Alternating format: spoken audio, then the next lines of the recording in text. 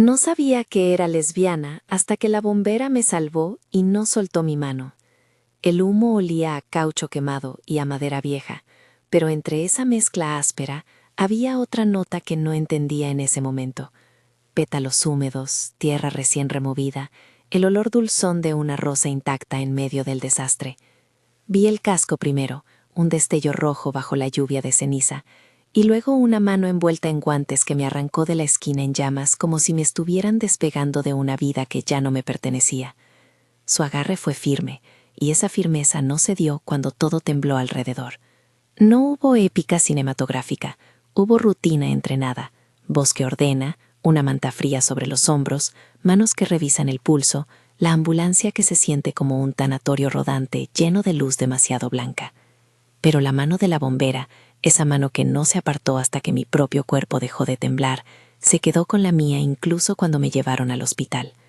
No por obligación, no por protocolo, sino por una especie de decisión silenciosa. La presión de sus dedos era un ancla pequeña pero real. No era amor a primera vista en los términos que yo conocía. No era una epifanía mística, sino algo más parecido a una puerta que se abre despacio. Recuerdo el calor en la palma de su mano, el calor que tenía menos que ver con la temperatura corporal y más con la sensación de estar contenida. Mis pensamientos, que normalmente acudían como empleados eficientes para revisar presupuestos y juntas, se quedaron mudos. Tuve tiempo de pensar en millones de trivialidades, en la próxima reunión con los socios, en por qué había llevado tacones a una esquina donde yo nunca caminaba sin seguridad, en la llamada que no respondí esa mañana. Pero lo que más recuerdo es la sensación de esa mano que no quería soltarse. Ella habló por primera vez cuando la camilla ya se encontraba inmóvil y los paramédicos le pedían que liberara mi pierna para poder colocarme con seguridad. Su voz era baja, con un acento que no supe ubicar de inmediato. Había en ella la eficacia de quien sabe qué hacer en una emergencia y la ternura de quien cuida vidas ajenas como si fueran suyas. Dijo, «¿Estás bien?». No era una pregunta de curiosidad, era un ancla más. «Aquí estoy, aquí te quedas». Asentí, porque asintiendo se compran segundos más de normalidad antes de que empiecen las preguntas de las aseguradoras, antes de que vuelvan las obligaciones. Más tarde, en la sala de guardia del hospital, la vi sin el casco, con el pelo recogido y una espaldita ancha que la hacía parecer más pequeña pero resistente. Me dijo su nombre, Lía. Me entregó una tarjeta improvisada de la estación y, casi en un susurro, mencionó que pasaría por la esquina de la banca de flores esa tarde porque su abuela tenía que colocar rosas en la puerta de la iglesia. Sonó tan concreto y tan humilde que algo dentro mío se inclinó. Pedí verla de nuevo. Antes de perderme en las preguntas que me haría después, hay que retroceder. Tenía 40 años y todo lo que se supone que una ejecutiva puede ansiar. Una oficina con vista a la ciudad, una vajilla que nadie usaba porque siempre cenaba en las salas VIP de los hoteles, un departamento que olía a maderas caras y a ambientador sintético con fragancia de sándalo. Las mañanas eran una coreografía de decisiones, contratos, números, sonrisas pulidas. Mis relaciones habían sido, por lo general, reflejos de la misma maquinaria. Alianzas estratégicas en la vida privada, personas que admiraban mi capacidad de mando y que, cuando la admiración se convertía en algo que exigía reciprocidad, resultaban incómodas. Había amor, por supuesto, había afecto y compañía, pero no la clase de compañía que me hiciera menos ligera, que me invitara a arrastrar raíces. Recordaré siempre una cena en la que tuve que explicar, con calma y gráficos, por qué necesitábamos que la empresa duplicara la inversión en una startup de biotecnología. La mujer que estaba enfrente de mí asintió, no con curiosidad, sino con aprendizaje pasivo, como quien asiste a una conferencia. Cuando la invité a mi casa al mes siguiente, por ostentosidad más que por interés, su abrigo quedó en la percha, y ella se durmió a mi lado en silencio antes de marcharse con un café para llevar. Ese fue un patrón, compañía que llenaba los espacios prácticos y dejaba vacío el resto. Siempre pensé que era mi culpa. Me repetía como una letanía que no sabía distribuir mi afecto, que mi agenda me había robado la capacidad de estar presente.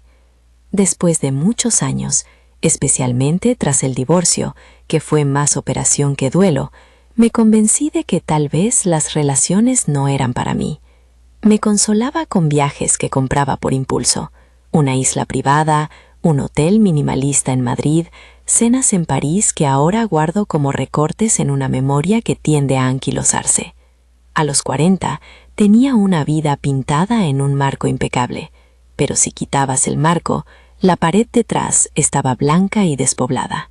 El accidente en la esquina fue una coincidencia que, inevitablemente, parecería orquestada por algún dramaturgo cruel. Iba de regreso a la oficina después de una cita con unos accionistas cuando vi humo. Al principio pensé que sería el habitual incendio de basura en la cuadra baja, algo que el gobierno municipal tardaría horas en atender. Pero la lengua de fuego lamía los toldos de la banca de flores con una voracidad que me sorprendió. Esas bancas siempre me parecieron trozos de otra ciudad dentro de la mía, un rincón de harina y olor, coronado por rosas que parecían no pertenecer a la urbe de acero. Quise acercarme porque la gente se mezclaba en la calle, y porque en realidad me atraen los desastres ajenos como si fueran fascinación mórbida por lo que aún no controlo. Un vendedor gritaba, una anciana abrazaba una caja con plantas, y después vino el caos. Sentí el calor cuando una llama, escupida por el viento, rozó mi abrigo. El resto fue nítido y simultáneo. Gente corriendo, alguien tratando de abrir el camión de bomberos y esa mano que me levantó con una precisión que no tenía nada que ver conmigo. El rescate, contado ahora, parece una escena de romance, cuando no fue sino un momento de supervivencia, pero para mí fue la primera fisura en la pared blanca de mi vida. Durante semanas repetí en mi cabeza la textura de esa mano, áspera en la palma, con callos recientes, con una línea profunda que marcaba un trabajo de años. No era la mano pulida de mis socios, ni la mano suave de alguna amante elegante. Era mano de trabajo que sujetaba vidas. Dije antes que decidí buscarla. No fue una búsqueda impulsiva. Fue una tarea con la misma meticulosidad con la que manejo un takeover. Seguí la pista de pequeñas roturas. Pregunté en la estación de bomberos, pedí a Claudia, mi chofer y asistente desde hace 7 años, la única persona que conoce mi despacho sin necesidad de tarjeta de visita, que consultara si había cámaras de seguridad en la cuadra donde ocurrió todo. Claudia, que tiene una paciencia de seda y un sarcasmo que a veces me salva, me miró como quien contempla un capricho más y me dijo: «Si quieres encontrar a tu heroína, tienes que bajar del coche, Bianca». La mañana que volví a la esquina lo hice sin tacones. Me puse unas botas planas que me recuerdan mi adolescencia, las mismas que había guardado como reliquia para días menos convencionales. La banca de flores aún estaba chamuscada en uno de los extremos. Había 2 señoras barridas en el lugar, una con las manos teñidas de tierra que discutía con el dueño del kiosco de periódicos sobre el precio de las rosas. En el fondo, una mujer mayor con el pelo blanco amarrado en un moño ayudaba a ordenar macetas. Era la abuela de alguien, pensé, y mi corazón dio un brinco tonto cuando la mujer me sonrió como si me conociera de toda la vida. Ella era la abuela de Lía, se llamaba Rosa, tenía ojos color de tierra y una voz que parecía pasto seco. Me ofreció un café y me contó con una exactitud que me sorprendió cómo su nieta trabajaba en la estación de bomberos y los fines de semana vendía flores para ayudarla. «No es por gusto que mi Lía huele a humo y a pétalos», dijo con orgullo mal disimulado. Me habló de cómo Lía cuidaba de la casa, de cómo las mañanas se llenaban de ramos y del sonido de las sirenas. Me contó la historia de la banca, cómo la habían heredado de un esposo que nunca volvió, cómo las rosas blancas retaban la suciedad del barrio como si fueran banderas. Esa tarde, cuando el cielo se tiñó de gris y la ciudad guardó el calor, apareció Lía con una caja de rosas blancas envuelta en papel marrón. Tenía las mangas remangadas, el cabello recogido con un clip, y cuando me miró de nuevo, esta vez fuera del calor y lejos del peligro, vi algo en su rostro que me desarmó, curiosidad mezclada con recelo, una fuerza que no buscaba aplastar y una timidez que no me esperaba. Le compré una rosa, y no fue un gesto planificado. Surgió de mi necesidad torpe por prolongar alguna parte de esa caricia inicial. Pagué más de lo que costaba y me fui con la flor en la mano, como si la comprara para consolarme por algo que aún no comprendía. En los días que siguieron, la búsqueda se transformó en encuentros que parecían casuales y luego dejaron de serlo. Me encontré con Lía comprando herramientas para macetas. La vi bajar de un camión de bomberos llevando una caja de abono como si fuera oro. Y la encontré, una noche lluviosa, repartiendo sonrisas en un comedor comunitario donde Dona Rosa colaboraba. Ella no tenía interés en mi mundo, y cuando lo tenía, era más por curiosidad que por fascinación. Aún así, la conversación con ella se volvió un respiro. Hablábamos del clima, de cómo la ciudad se volvía ingrata en verano. Hablamos de la juventud de Lía, que no fue larga pero fue intensa en las pruebas. Me contó que había aprendido a apagar incendios cuando su hermano menor, jugando con fósforos, casi quemó la casa. Me habló de su decisión de hacerse bombera, de la disciplina, de los turnos nocturnos en los que se roba minutos para leer bajo una lámpara, de cómo su abuela la llamaba mi Rosa en la noche. Me contó también, sin dramatismos, que algunas noches vendía flores para juntar suficiente para pagar la electricidad. Yo le contaba mis viajes, las reuniones, los nombres de personas cuyas historias ahora me parecían opacas. No le hablaba de la soledad, porque la soledad es un lujo que no siempre sabe pedir permiso. En una ocasión, le confesé, más por la necesidad de escuchar mi propia voz que por necesidad de su comprensión, que había aprendido a medir el valor de las personas por su utilidad profesional. Ella me miró atentamente, como quien anota en una libreta invisible, y luego me dijo: «Siempre me gustó trabajar con las manos no mienten». Sonrió, y añadió: «Excepto cuando se esconden para que nadie vea que necesitan sostener algo».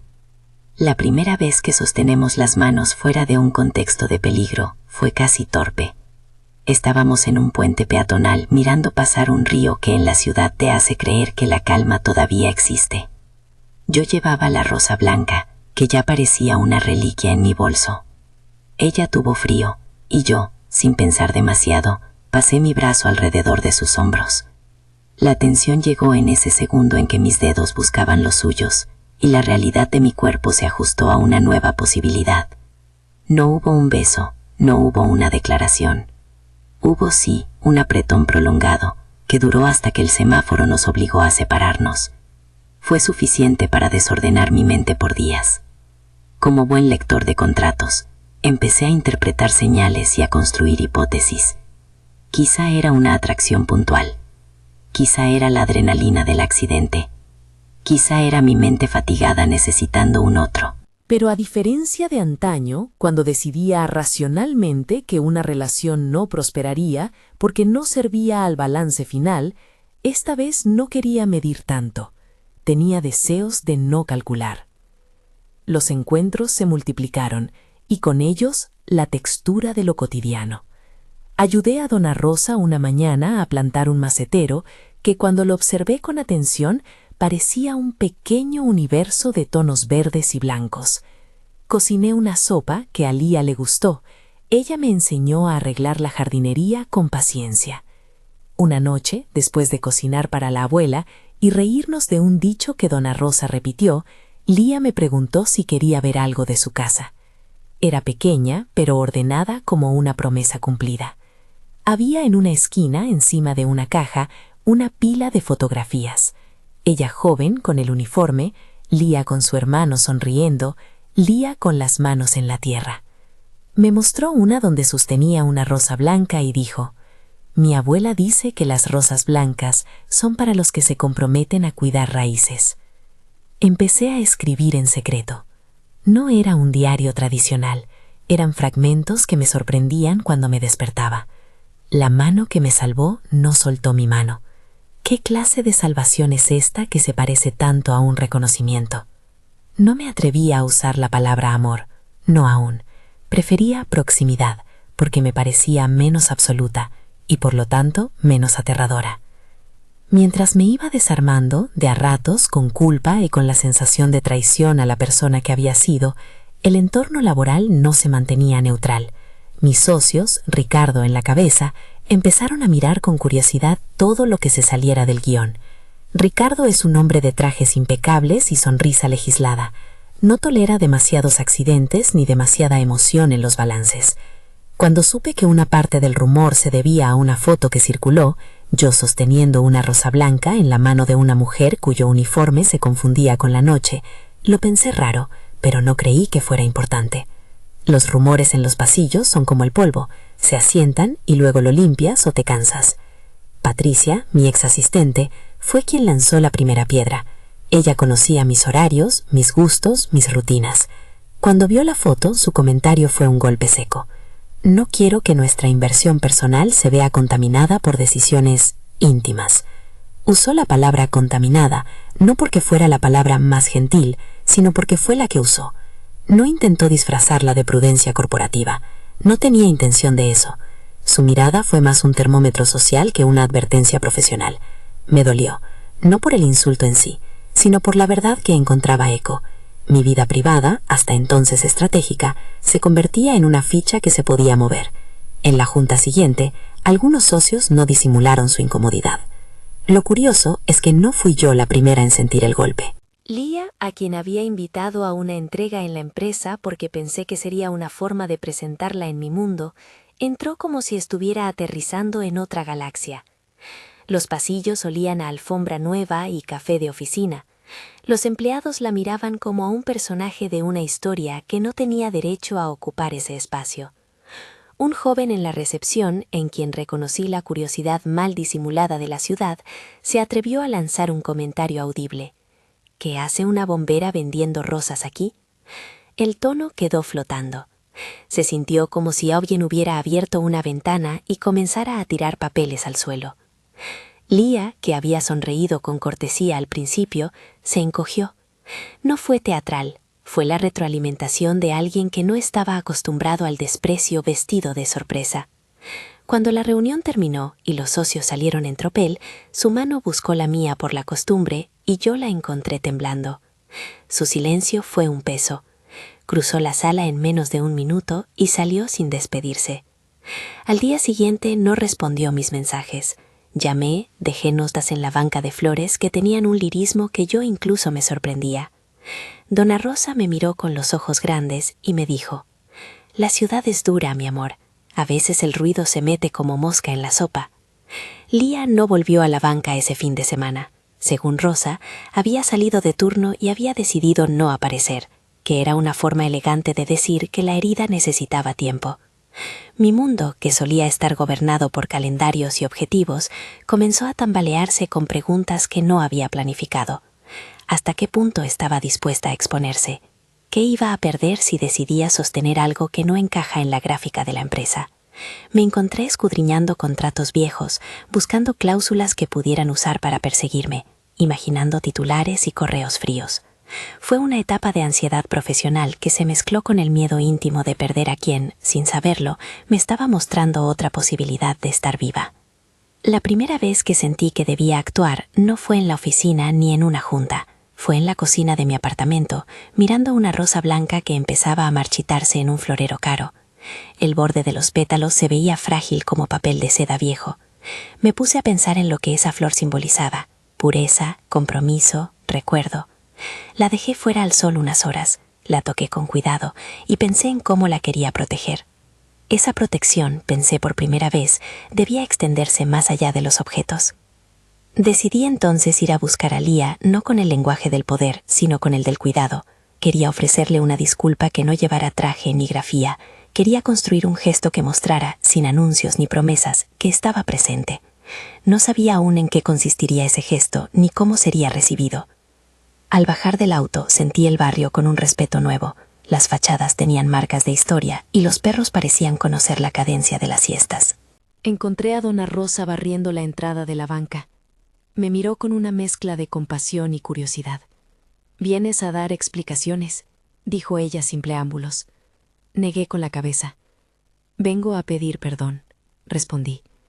Eso le dio la manera de mirarme como quien reconoce un esfuerzo. Cuando finalmente la encontré, Lía estaba inclinada sobre una maceta, las manos en la tierra. Tenía la mirada concentrada en una promesa pequeña y concreta. Ella levantó la vista cuando escuchó mi voz, y por un segundo hubo un silencio tan denso que pude oír el sonido de una moto a lo lejos. «Vine para decir que lo siento», dije, y la palabra fue apenas un soplo. «Por dejar que eso viniera de mi lado», añadí, porque en el fondo sabía que parte del daño venía de mi exposición pública, y otra parte, más profunda, de mi incapacidad para proteger lo que se volvía importante.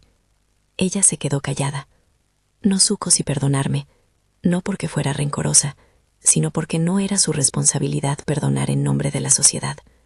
Simplemente bajó la vista y después, con una calma que me taladró, dijo: «No vine aquí para hacer espectáculo». Fue una sentencia que dolió menos que un corte. Dolió como un frío que se anuncia. Me miró por fin, y su rostro no mostraba ni dureza ni suavidad, mostraba honestidad. Le pregunté si quería un café. Aceptó. No nos apresuramos a hablar de la foto, ni de la empresa, ni de mis miedos. Hablamos del barro, del olor de la tierra después de la lluvia, de por qué Dona Rosa insistía en plantar rosas blancas en la entrada.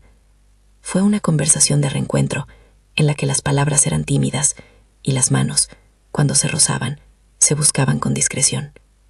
Esa noche, de regreso a mi departamento, me di cuenta de que algo había cambiado con tal intensidad que ya no podía medirlo en acciones. No hubiera sabido depositarlo en un balance. Me desperté varias veces imaginando la textura de la tierra húmeda bajo sus uñas, el sonido de su risa cuando Dona Rosa contaba anécdotas deshilachadas por el tiempo. Comprendí que estaba empezando a querer, palabra que evité tanto tiempo, de una manera que me obligaba a revisar todo. No supe en ese instante si aquello sería motivo de escándalo o de renovación.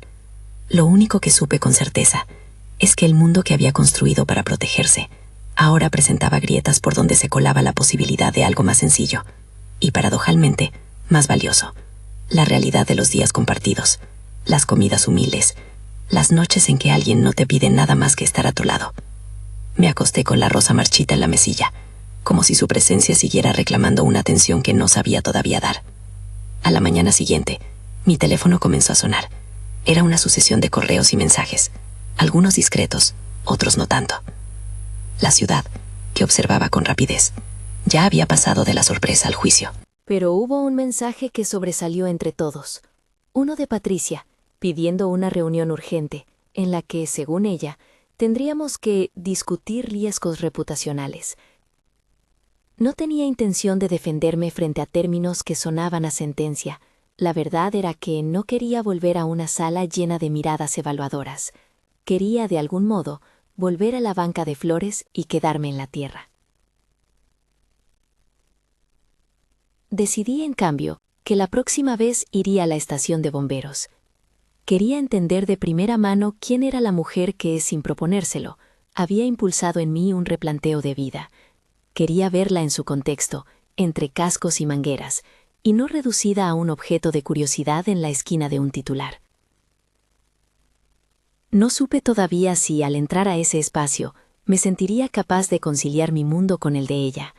Sabía, eso sí, que algo se me había activado en el pecho que me haría buscar explicaciones más allá de la lógica del balance. No sabía las consecuencias de esa intrusión, ni cuánto costaría, pero había una certeza indeclinable. Su mano me había mostrado una posibilidad que no tenía intención de perder sin darle pelea. Si esta historia te está llamando de algún modo, si alguna vez sentiste que la vida te cambia por el vagabundeo de una mirada o por el roce de una mano ajena, déjamelo saber en los comentarios. Me interesa saber si te ha pasado algo parecido, un contacto que desordenó tus rutinas.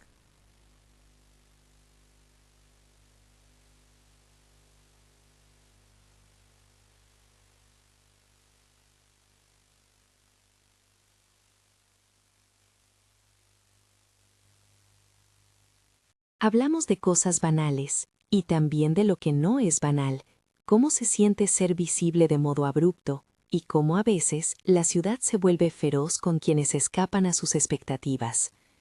Me dijo, casi al final, que había leído mis correos sin querer, y que su reacción no fue solo orgullo herido, fue miedo. «No quiero que esto te cueste», dijo con honestidad. «No quiero que por estar conmigo pierdas lo que construiste».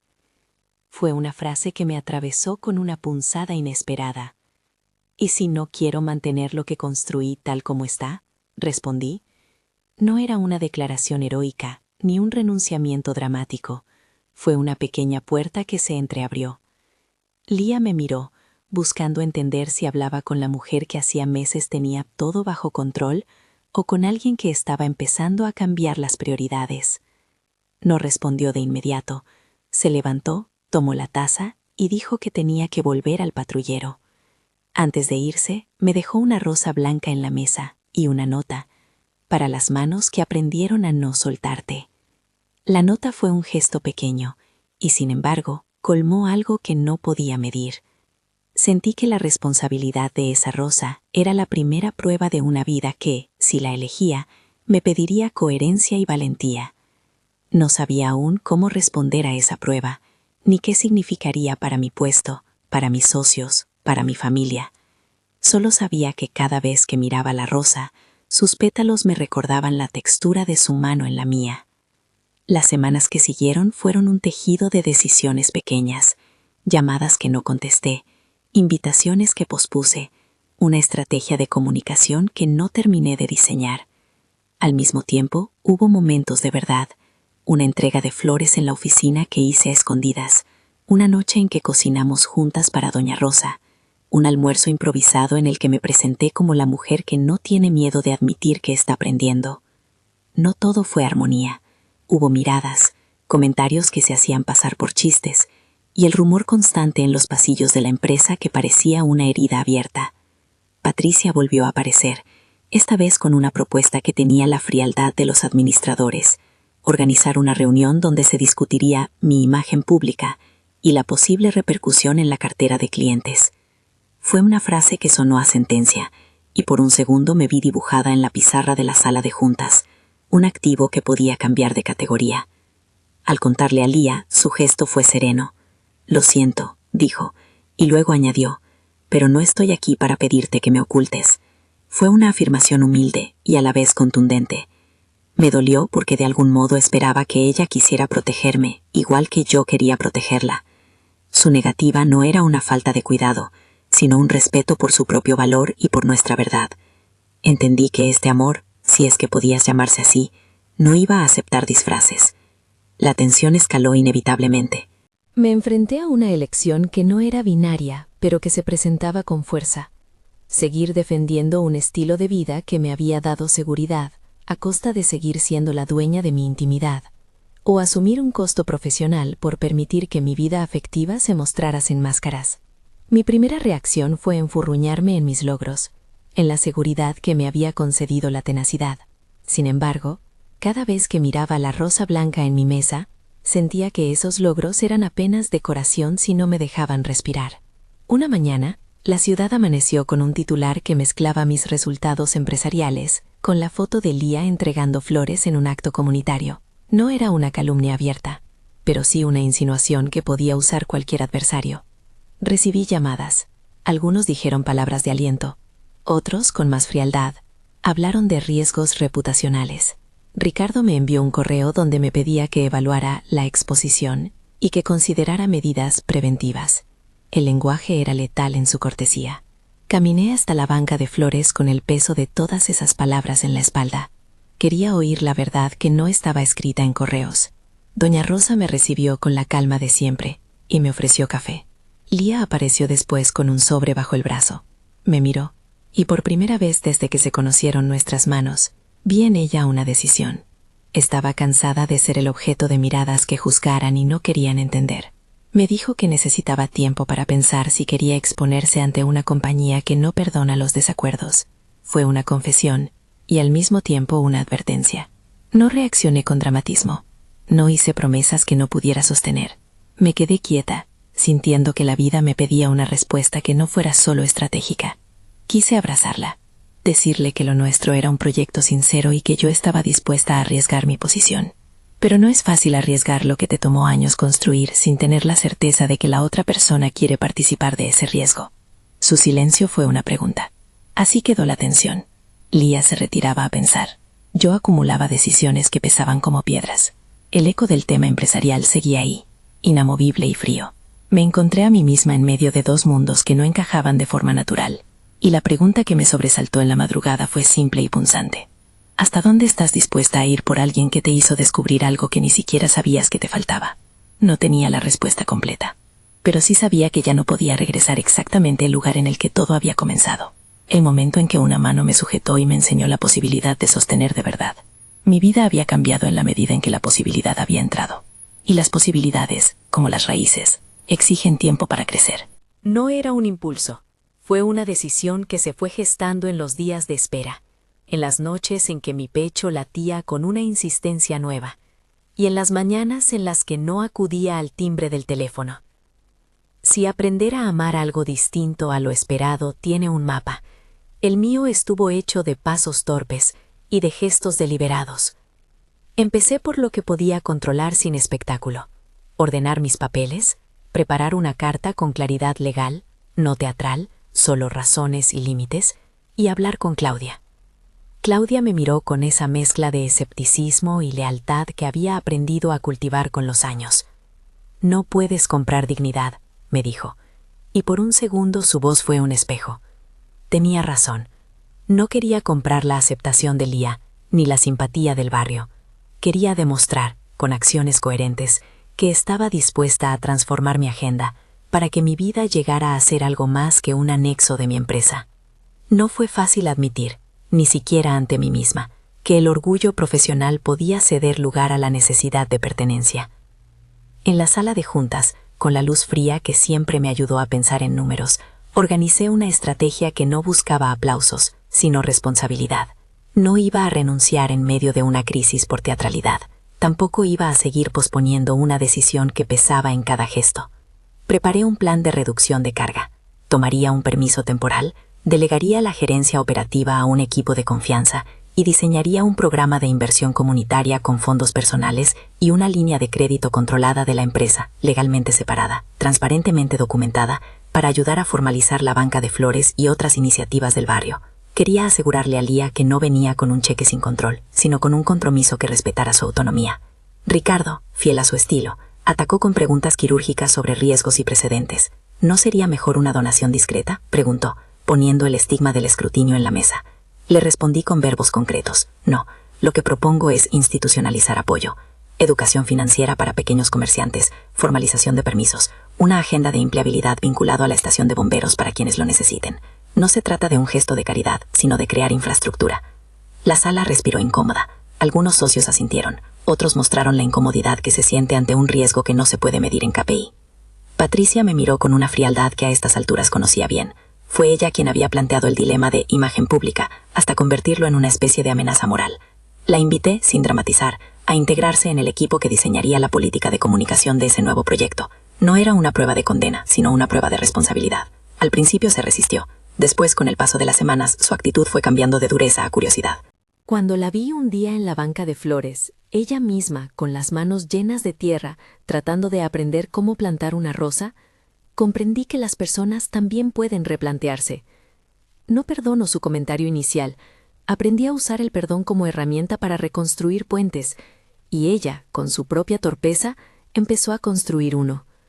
Mientras el plan tomaba forma, hubo noches en que el silencio de Lía fue una presencia que me nombraba culpable y esperanzada a la vez. No la apresuré, pero tampoco me dormí en la espera. Fui a la estación de bomberos con frecuencia, a horarios de visita y también a horarios en los que nadie me esperaría. Observé cómo Lía interactuaba con sus compañeras, cómo ella era firme en las maniobras y cuidadosa con las palabras. Vi también la carga emocional que llevaba, la tensión de exponerse en un mundo que no la había hecho para ser objeto de chismes, la responsabilidad con su abuela y con su propia dignidad. Una tarde, cuando los papeles del plan estaban casi listos, la banca organizó un pequeño evento comunitario: limpieza del espacio, plantación de nuevos rosales, una asamblea breve con vecinos y comerciantes. Fue la oportunidad perfecta para actuar sin teatros ni cámaras. Llegué con una pala y con la intención de ensuciarme las manos. Dona Rosa me recibió con la expresión de quien contempla a una extraña que se ha presentado a aprender. Sus ojos, que contenían la paciencia de los años, me escudriñaron y luego me ofrecieron agua con gusto a menta. Lía apareció con la chaqueta de trabajo atada a la cintura y un delantal nuevo. Se detuvo al verme. La distancia de semanas quedó condensada en esa pausa. Caminó hacia mí, colocó un guante en su mano y sin demasiadas palabras me tendió otra pala. Fue suficiente. Juntos comenzamos a cavar, a mezclar tierra, a plantar. Las manos, una vez más, fueron el vehículo de acercamiento. Sus dedos estaban ásperos, con tierra bajo las uñas. Sentí una ternura que no había sabido nombrar hasta entonces. Al terminar, nos sentamos en el bordillo y miramos cómo los vecinos traían macetas y sonreían con gratitud. Un joven de la estación local que había participado en la limpieza nos trajo un termo con café. «Gracias por venir», dijo Lía, buscando en mi rostro alguna aprobación que ya no necesitaba. La escuché sin la urgencia de defender mis decisiones, solo con la verdad de quien sabe que está en un camino nuevo. «Estoy haciendo lo que puedo para que esto sea sostenible», dije. No era una promesa discursiva, era un compromiso público y privado. Ella asintió, y por primera vez en semanas su mano buscó la mía sin la tensión del pasado. La presión de su palma fue una pregunta y una respuesta a la vez. La reacción social tuvo sus picos previsibles. Notas especulativas en blogs, comentarios en redes que mezclaban enredos morales con curiosidad malsana. Pero hubo algo que cambió por acción más que por palabras. La gente empezó a notar que la banca tenía horarios más dignos, que las rosas venían con etiquetas que explicaban el origen y que la abuela Rosa podía comprar el pan sin la urgencia de pagar de inmediato. Los microcréditos ofrecidos por el plan, en su mayoría préstamos de bajo interés y talleres de formalización, empezaron a dar pequeños frutos. No todo fue perfecto, hubo errores administrativos, una que otra queja, pero el eje ya no era la imagen de una ejecutiva con flores, sino la mirada hacia cómo transformar un problema en soluciones concretas. En lo privado, Lía me obligó a enfrentar algo que veníamos evitando, mi propia identidad. Aquella tarde en la que plantamos rosales, bajo un sol que parecía complaciente, le pedí con voz que trató de ser serena que me hablara con franqueza sobre lo que ella veía en mí. No quise que lo hiciera por piedad ni por responsabilidad. Quería escuchar su verdad. Ella aceptó y con la claridad que la caracterizaba, dijo: «Te veo cambiando, y eso me asusta y me atrae. Pero no necesito que me conviertas en un proyecto. Necesito que me mires como a una persona con decisiones propias». Su honestidad me caló hasta los huesos. «Yo no busco cambiarte», respondí. «Busco acompañarte, y quiero que sepas algo que me lo niego muchas veces por miedo. Creo que lo que siento por ti me define de una manera que no sabía nombrar hasta que te conocí». Mi voz tembló por la gravedad de poner en palabras lo que había sido sensación. «Lo sé», contestó ella, y en su respuesta no hubo sorpresa ni descubrimiento, hubo reconocimiento. «Me gusta estar contigo, pero quiero que lo elijas desde tu verdad, no desde lo que teme perder». Fue entonces cuando comprendí del todo que el descubrimiento de mi orientación no era un rayo que me partiera, sino una serie de afirmaciones que habían ido acumulándose hasta formar un mapa. No era que la mano de Lía me hubiera transformado, era que esa mano había derribado los muros que yo misma había erigido para no mirar lo que había debajo. Comprendí que era lesbiana porque en su presencia, la palabra pareja dejó de tener ese recoveco frío del cálculo y empezó a resonar como hogal. No di a Lía manillo ni una proclama. Lo que hice fue algo más práctico y más íntimo. Pedí un permiso indefinido en la gerencia, por un tiempo prudente, y propuse que la persona que asumiera mi puesto tuviera poderes delegados explícitos. Fue un acto calculado para que mis decisiones no fuesen interpretadas como huida ni como ceremonia. En paralelo, formalicé la inversión en la banca mediante un contrato transparente que ofrecía capacitación y un fondo rotatorio.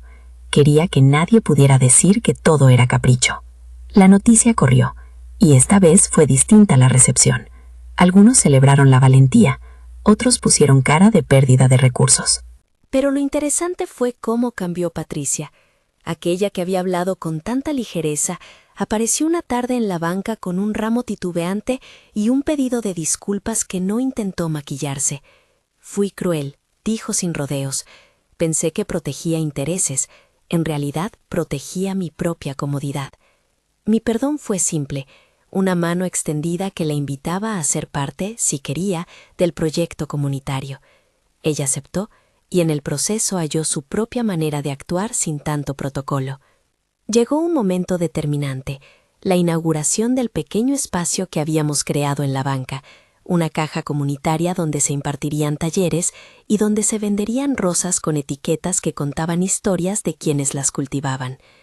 No fue una gran ceremonia, solo vecinos, algunas cámaras amigas y unas palabras sinceras de Lía. Me pidió que subiera a decir algo. Caminé hacia el micrófono con la sensación de andar sobre un puente. No era necesaria una locución gigantesca, bastó con hablar de raíces y de responsabilidad. Dije que me había tomado tiempo para entender que el éxito no tenía que ver con el tamaño de mis oficinas, sino con la capacidad de hacer que la vida cotidiana de otras mejorara. Hablé de coraje y de miedo y, frente a la gente, hice una confesión. Dije que había aprendido que mi corazón no seguía la ruta que antes creía predecible. No mencioné etiquetas con estridencia, hablé de verdad, y eso bastó. Esa noche, después del acto, Lía y yo caminamos hasta la esquina donde todo había comenzado.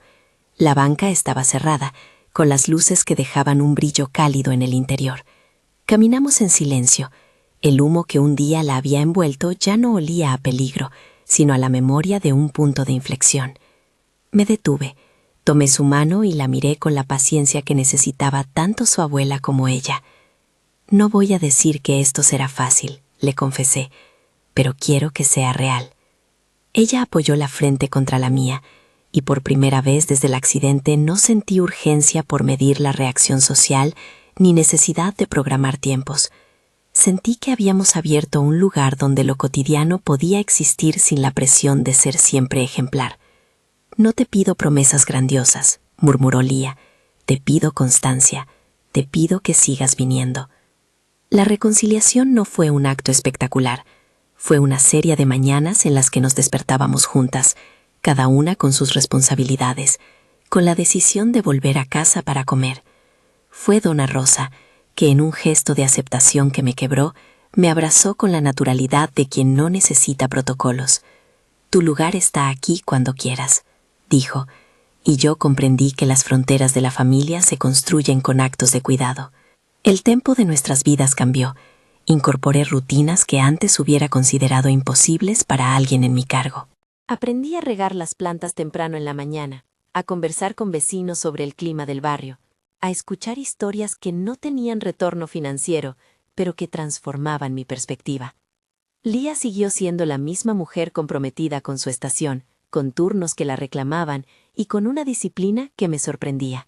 A veces, después de un turno nocturno, la encontraba dormida en su silla, una rosa en el regazo. Hubo una prueba que no esperábamos, un incendio menor en una bodega cercana que obligó a la intervención de la estación. Lía fue parte del equipo que acudió. La alerta me sacó de una paz frágil. Por un instante, el pasado volvió a ser humo. Corrí hacia el lugar y observé, desde la distancia que respeta la intensidad del trabajo, cómo ella coordinaba con calma. Al término de la tarea, me acercó para decirme en voz baja: «Siempre hay riesgo. No me pidas que deje mi vocación por evitarlo». Sus palabras fueron un recordatorio de que nuestras vidas conjuntas no debían ser construidas sobre renuncias totales, sino sobre respeto por las identidades. Entendí entonces que amar a Lía implicaba acompañarla en su profesión, con orgullo y cuidado, sin intentar domesticarlas. La relación con mis socios fue compleja, pero la transparencia ayudó. Algunos se distanciaron por convicción o por cálculo, otros se quedaron. La empresa no se desmoronó por mi permiso temporal, al contrario, aprendimos a funcionar sin un pilar omnipresente. Fue una lección de delegar y confiar. El cliente mayor, que había cuestionado mi exposición, terminó comprando semillas para el jardín comunitario y pasando una mañana aprendiendo a plantar. A veces la vida se ocupa en desmontar prejuicios con actos sencillos. Un año después de aquel incendio que me obligó a mirar al día de nuevo, nos mudamos a una casa pequeña a 2 cuadras de la banca. No fue una vivienda ostentosa. Era un lugar con ventanas que dejaban entrar la luz y con una cocina donde se podía cocinar para más de una persona sin sentir que era un sacrilegio. Dona Rosa tenía su cuarto, con una silla en la ventana desde donde podía mirar la calle. La casa olía a café y a tierra, a veces a sándalo cuando me daba por encender una vela, y siempre a flores, rosas blancas que Lía plantaba en los aleros, y que manteníamos con rituales de riego compartido. Nuestra vida cotidiana fue más doméstica que épica. Compras en tienditas, charlas con los vecinos, noches en que veíamos documentales sobre flores o sobre rescates. Aprendimos a negociar el espacio, ella con sus turnos y yo con mis tiempos de oficina. Hubo desacuerdos, expectativas heredadas, miedos que aparecían en frases que a veces dolían. Pero también hubo una capacidad de reparar que no conocía en mis relaciones pasadas. Cuando discutíamos, lo hacíamos con palabras que buscaban entender. ¿Por qué te sentiste así? En vez de, ¿por qué hiciste eso? Ese cambio de formato nos salvó de caer en viejos patrones. En la empresa, Patricia se transformó en un ejemplo de alguien que asumió un error y trabajó para corregirlo. propuso un fondo de responsabilidad corporativa que hoy sostiene otros emprendimientos del barrio. Ricardo dejó la jefatura ejecutiva tiempo después, pero en su carta de despedida reconoció, con una formalidad que no perdía su hierro, que el valor de una compañía no se mide solo en márgenes, sino en su capacidad para sostener vínculos. No fue un final melodramático, fue la constatación de que las estructuras también evolucionan cuando las personas que las componen deciden cambiar.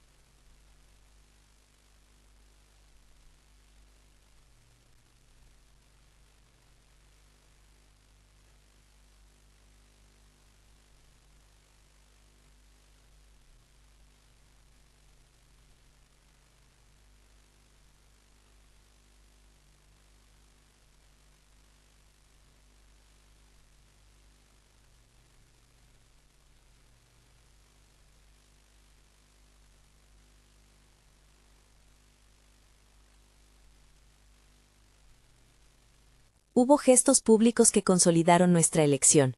Una vez, en una nota periodística que quiso reescribir sensacionalismos antiguos, escribieron sobre nosotras como la historia que desafió prejuicios.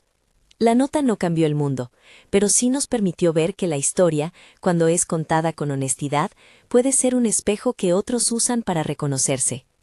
Algunas personas vinieron a decirnos que nuestras decisiones les habían ayudado a nombrar algo propio.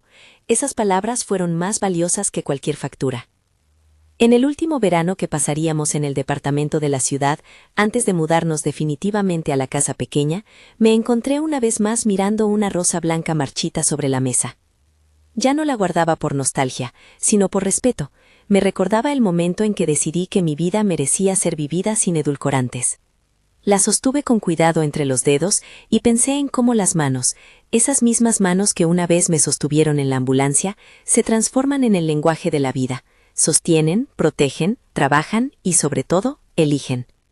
Si hoy alguien me pidiera resumir lo que aprendí, diría pocas cosas, que el amor no siempre llega con dramatismo, que la orientación no es una conclusión repentina, sino un mapa que uno va recorriendo, y que las manos, cuando no sueltan, pueden enseñar más que cualquier discurso. Dije antes que la mano de Lía no era la causa de mi identidad, fue el catalizador de una verdad que estuvo esperando ser escuchada. Aprendí también que la vida compartida es trabajo, arrepentimiento, paciencia y risas cotidianas. Al final, la esquina donde todo empezó volvió a ser una escena de calma, la banca de flores reabierta, la estación de bomberos con sus rutinas intactas. Dona Rosa regando sus rosas blancas con la misma devoción. Lía y yo, con nuestras diferencias y nuestras raíces, aprendimos a poner la vida en primer lugar. No fue un episodio de heroísmo melodramático, sino una sucesión indefinida de mañanas en las que decidimos mutua y cuidadosamente no soltarnos. Si esta historia te llega de alguna manera y te ha hecho pensar en cómo una mano, un gesto o una decisión te transformaron, compártelo. Suscríbete si quieres seguir escuchando relatos que hablan de cambios, de valentía y de cómo el amor puede aparecer donde menos lo esperamos. Gracias por acompañarme en este proceso, por leer, por sentir, por entender que a veces lo que salva no es una gran escena, sino la elección de volver.